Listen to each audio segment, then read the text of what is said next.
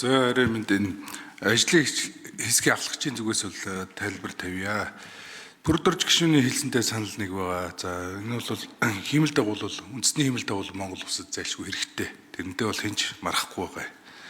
За хамгийн гол нь бидний ярьсан юм бол энэ одоо та бүхэнд харуул энэ 2011 онд хийсэн тэзүү байгаа.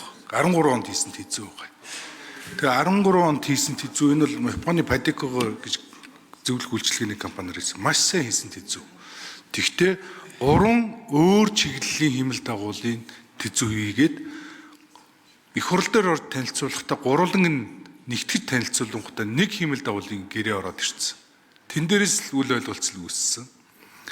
За энэ хооронд бол бид нэр ажлын хэсэг бол Франц улсад очиж Тал Саленатай ажилласан. За бусад хиймэл дагуулын компаниудтай ч ажилласан. Энэ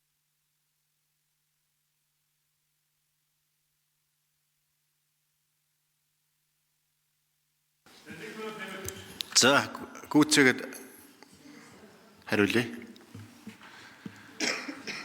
Тэгэхээр энэ бол хиймэл дагуул бол бидэнд хэрэгтэй. Одоо бол орчин үед чинь одоо энгийнээр хэлэх юм бол 2013 онд ухаалаг утсан тавигдах шаардлагаар 26 онд утас авах гэж оролцсон л асуудал болчиход байгаа.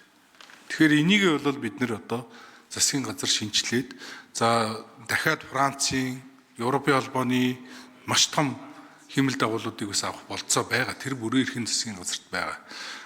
1.2 их найдаар авах хиймэл дагуулыг бид нар бол үндсэндээ ажлын хэсэг бол 600 тэрбум цаашлбал 400 тэрбумаар ч авах болцоотой байна л гэж дүгнсэн байгаа тавьчихандаа. Тэгээд илүү доор хаяж 10 дахин өндөр чадалтай хиймэл дагуулыг 2-3 дахин багтгөр Монгол улс хөнгөлтэй зээлээр авах болцоотой байна гэж үзсэн учраас засгийн газар хэлцэлээ дахин ихийг чиглэл өгсөн тогтоол оруулсан байгаамаа. Баярлалаа.